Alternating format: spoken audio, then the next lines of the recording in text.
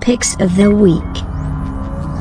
My pick of the week is the Amazon Paperwhite Kindle. Ah, you got it, huh? I got it, and I love it. It's everything I hoped for, except for the new fonts, but I'll get to that in a second. I've been a huge fan of the Kindle since I got the $79 Kindle with the plastic buttons about a year ago. You've heard me talk about I love to offload long-form articles, news stories, such as this Facebook story I read on the Kindle, because you can just use Instapaper or Tenderizer or various other services to send long-form articles, and even things you find online, PDFs and other things. They have a Send to Kindle app made by Amazon now to get stuff onto the Kindle. So once you got stuff onto the e-ink display, it's very easy on the eyes to read. It's a lot easier than staring into an LCD screen or a CRT monitor.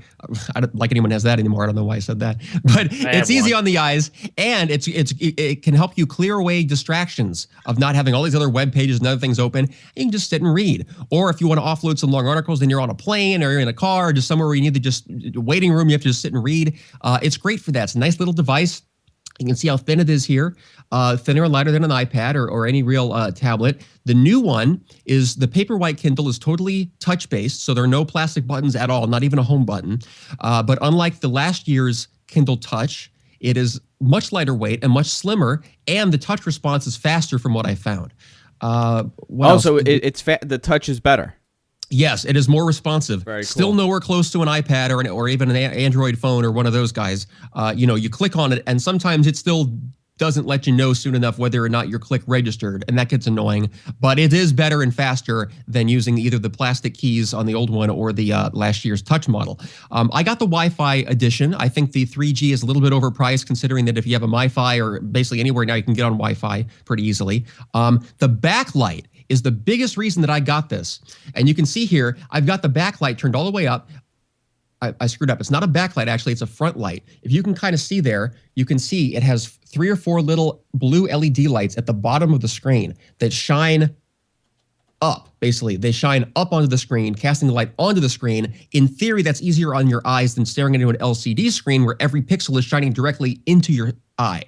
And I found it easier to read by too. And it's one of the things that made me stop using my old Kindle, was because it became too much of a chore to find optimal lighting for it, especially if it was at night or somewhere dark. Here you just crank up the brightness and you're good to go. And shockingly, it uses very little of your battery power to do that. And so much so that they encourage the light on to be on at all times, even in bright sunlight or elsewhere.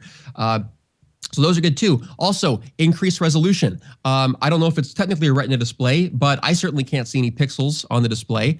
I went back to their original fonts because their new fonts were too thin and they did look pixelated. So maybe a software update will fix that. So they allow you to revert back.